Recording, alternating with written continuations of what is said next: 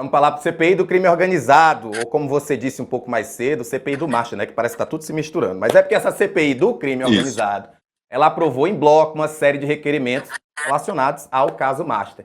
Nessa lista estão a quebra de sigilo, sigilo bancário fiscal. Fabiano Zettel, que é o cunhado do Daniel Vorcaro, o Luiz Felipe Machado de Moraes Mourão, que era o sicário do Daniel Vorcaro, e de empresas citadas nessas apurações. Bora assistir o momento dessa aprovação.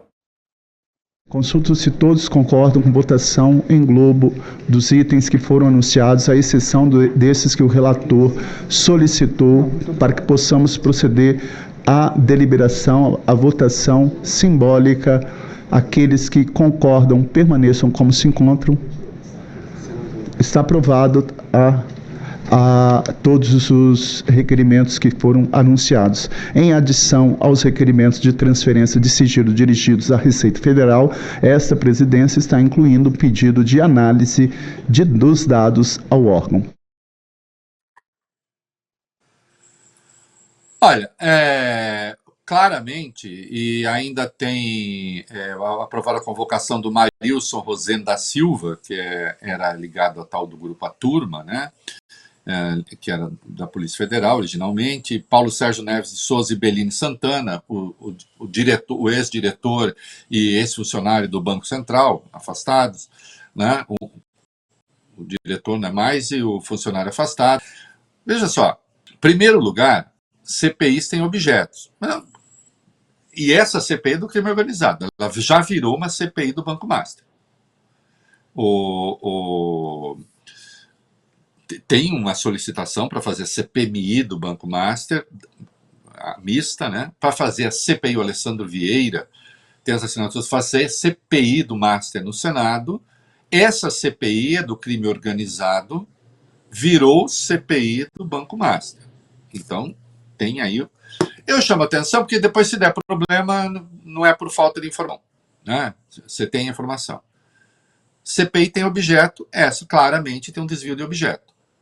O Hugo Mota tratou disso numa entrevista dada aqui ao Metrópolis. Tem um desvio de objeto. Vai ficar assim? Não sei. Tem sigilo sendo quebrado? Segundo entendi aí, quebrar o sigilo em Globo. Em Globo, isso já tem uma votação no Supremo a respeito. Né? Já tem uma... Agora recorreram, mas quando o Flávio Dino suspendeu, aí no caso da CPMI, a quebra de sigilos fiscais e bancários em Globo, ele evocou justamente questões da Constituição. Não pode quebrar? Pode. Faça a votação individual de cada caso. Ia passar. Não ia passar? Ia passar. Agora, por que faz em Globo? Eu entendo que isso pode ser uma forma de desafiar, né, o Supremo Tribunal Federal, mais uma vez. Né? A CPMI, a CPI, eles não têm se conformado com de que o Supremo tem jurisdição sobre o exercício da CPI. Lembrando o que disse Flávio Dino no seu despacho, que suspendeu aquela quebra em Globo de 87 sigilos, né? Ele disse, as CPIs têm alguns poderes regionais típicos do judiciário, tem poderes que são de polícia, mas tanto polícia quanto judiciário, eles estão limitados pela Constituição, pelo Código de Processo Penal e pelo Código de Processo Civil. Isso que está sendo feito, segundo a análise do ministro Flávio Dino, no caso da CPMI, e agora está sendo feito na CPI do crime organizado, isso ofende fundamento constitucional. Eu tenho de trazer isso aqui. Porque depois, se for cancelado, não sei se vai ser, se alguém vai recorrer, enfim. Se for cancelado, inclusive já tem decisão. Né? A CPMI resolveu recorrer naquele caso do Flávio Dino, a primeira turma. Acho que vai perder, porque os fundamentos do Dino são muito sólidos. Né? E vamos ver nesse caso aí, né? Sigilo se quebra individualmente, quando você tem indivíduos sendo investigados, né? É uma garantia constitucional. Ah, não, mas eu não gosto da garantia constitucional. Bom, a gente pode, né, discordar, a Constituição é mudada. Né? Não é possível fazer desse modo, segundo a Constituição. Vai triunfar? Não vai triunfar? Não sei. Né? Aí, a ver. Né? Mas, CPI está com outro objeto, que não é mais o crime organizado, que evidentemente não se está investigando aí PCC, Comando Vermelho, milícias. Né?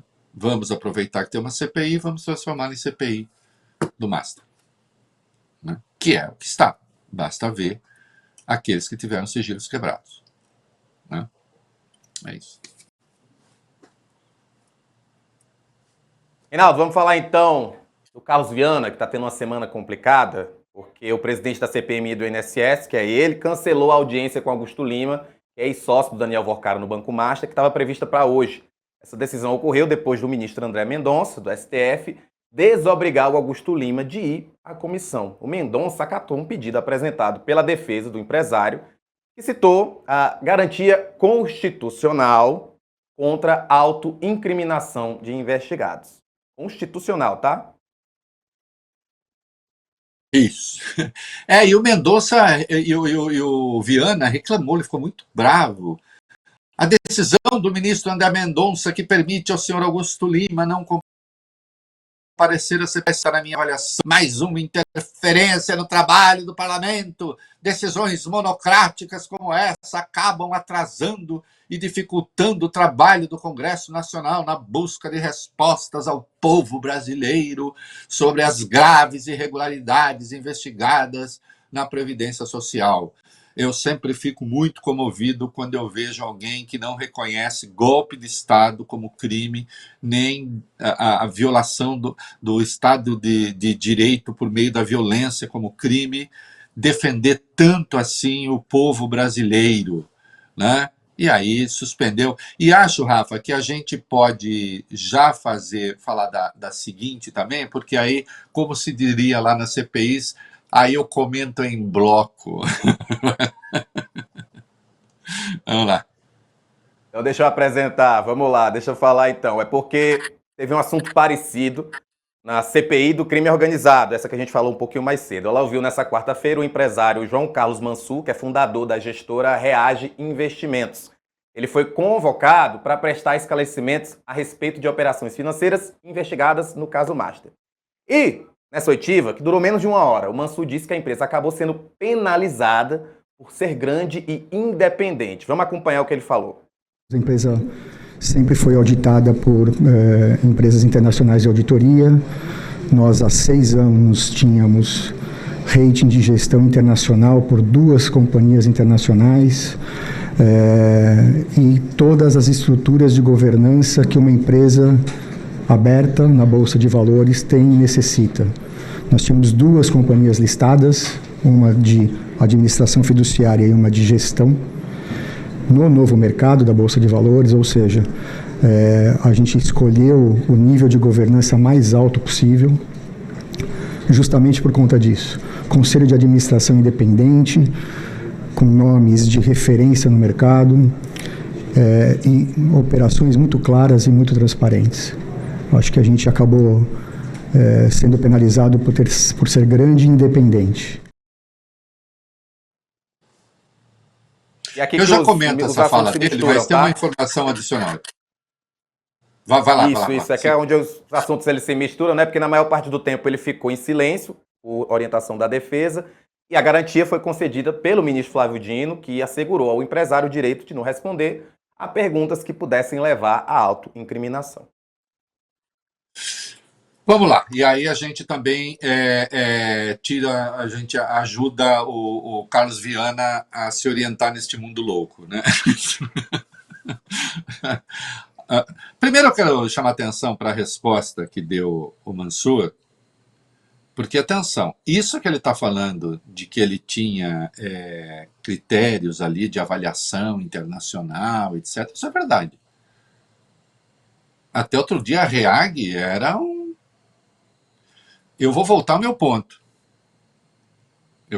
É preciso que a gente saiba quais são os critérios da Comissão de Valores Mobiliários, é preciso que a gente saiba quais são os critérios do Banco Central, para que, então, tudo isso que esteja sob investigação não volte a acontecer. Né? Porque essas agências que avaliam também, agências de rating, inclusive, aliás, nós vimos agências de rating quebrarem a cara lá na crise imobiliária nos Estados Unidos. É preciso ver. Acho que falta um pouco de controle desse troço, porque esse negócio assim, o mercado se autorregula nessas coisas. Não, o mercado não se autorregula. Ou ele é regulado, ou ele se regula por aquilo que ele busca, lucro. E eu não tô. Não, e o lucro é fundamental para a civilização. Agora é preciso que haja regra, e regra mais clara, e regra mais definida. A gente está vendo que nem tanto assim. Isso é verdade. Né? Ah, mas havia desconfiança faz tempo. Bom, entre haver desconfiança, fofoca na Faria Lima, e você ter a evidência da irregularidade, demorou muito tempo. Né? E agora vamos... Então, que fique claro, o que eu estou defendendo aqui, se alguém não entendeu, é preciso mudar os marcos legais. Disso tudo. Porque também ninguém garante a você, Rafael, que não está acontecendo de novo agora se os marcos legais são os mesmos. Certo? Agora vamos à questão. Que quem acompanha esse programa precisa saber para poder ter informação e não ódio, porque o ódio não leva a lugar nenhum, leva só a mais ódio. Né?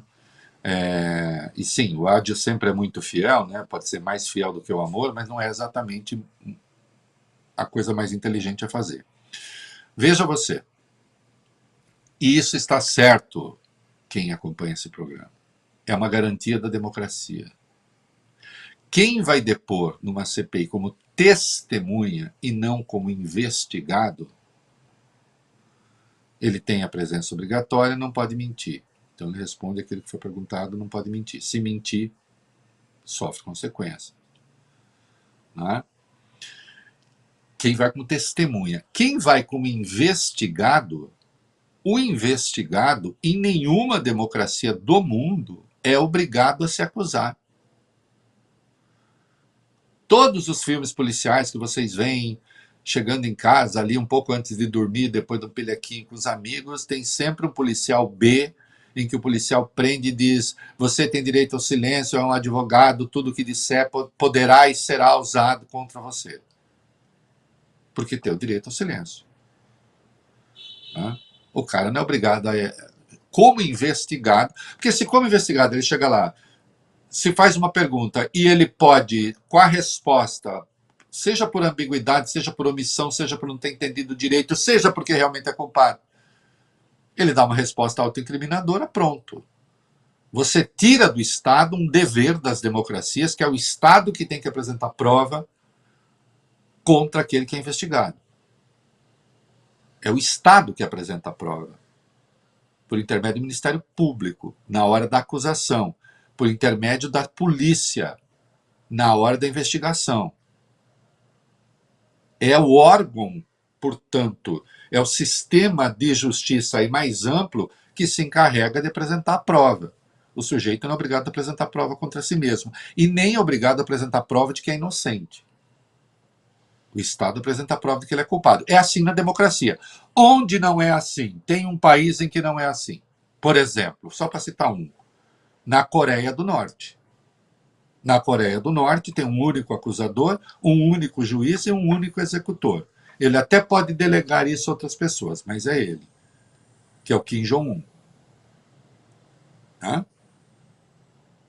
Uma vez ele se desengraçou lá com um tio dele, que era um chefão das Forças Armadas, mandou o tio correr e soltou um míssil. O tio nem morreu, o tio desapareceu. Então, quem vai depor como investigado tem o direito ao silêncio. O que eu acho que o Supremo tem de regular, aí sim, então, ou se garante o direito ao silêncio, a não se incriminar, como fez o Dino com ele, né? Ou garante que não precisa nem comparecer, como fez o André Mendonça com aquele ex-sócio do Forcar. O que eu acho, a única coisa que o Supremo precisa regular precisa ir e não responder, ou simplesmente basta não ir? O que eu acho que basta não ir. Basta não ir, não. Eu acho que não precisa ir. Eu acho não precisa. Não precisa. Não nessa fase. Porque se vai lá para ficar em silêncio, passa por um constrangimento. De qualquer modo, prefiro não responder, prefiro não responder, prefiro não responder. O que sempre é lido como uma espécie de confissão de culpa. E aí aquilo que é uma garantia constitucional acaba virando uma coisa negativa contra o cara, necessariamente. Então, é uma garantia da democracia a pessoa não apresentar, não se acusar, não ter de produzir provas contra si mesma. Atenção, gente, isto é da civilidade democrática. Isso não é ruim para o Brasil. Isso não é ruim para as democracias. As pessoas só são há países em que as pessoas são obrigadas a apresentar provas contra si mesmas. Coreia do Norte, Nicarágua, Rússia. Não são exemplos de democracia. Nas democracias, não, é assim. O Carlos Viana podia se conformar. Agora a CPI fica. E quem é o Carlos Viana? Carlos Viana é aquele que defendeu que tem que vazar tudo mesmo, que é assim mesmo, que é parte do jogo. Bom. Não, mas ninguém fala essas coisas estranhas que você fala. Eu não sei se ninguém fala. Primeiro que fala, não é verdade. Mas também, quer dizer, quer saber? Eu não estou falando nada contra ninguém, contra qualquer posição. Eu estou falando o que está na Constituição. Né? O que é um fundamento da democracia. Você quer continuar a achar que qualquer um que chegue lá tem que contar tudo e acabou e não quero nem saber? Tá bom, esse vai ser um fundamento no Brasil? Uma hora se arruma um rolo aí com alguém mais poderoso do que você se envolve numa atrapalhada qualquer, e aí você chega lá e alguém diz que você tem de confessar. Né? Nós já tivemos uma fase no Brasil em que se a pessoa não confessasse aquilo que o outro queria ouvir, ela era submetida a sevícias até que confessasse. Não pode ser assim. Foi assim na Inquisição, inclusive. Né? Na Inquisição, aliás, aqueles que torturavam e o santo inquisidor que acompanhava a coisa toda dizia: eu estou fazendo isso para tirar o demônio da sua alma, que ele está se apoderando da sua alma. Não é assim. Na democracia não é assim. Nem pode ser assim. Portanto, eu entendo que o Carlos Viana não entenda direito esse negócio de democracia, porque quem defende que golpe de Estado não é crime não entende direito como funciona a democracia. E isso não quer dizer que eu acho que não se deva investigar as safadezas praticadas no INSS. Né? É claro que deve, estão em curso, acho que as pessoas vão pagar, né? E é isso aí. É por isso que aqui eu só faço perguntas, que é para não me incriminar. E é bem certinho tudo que eu falo.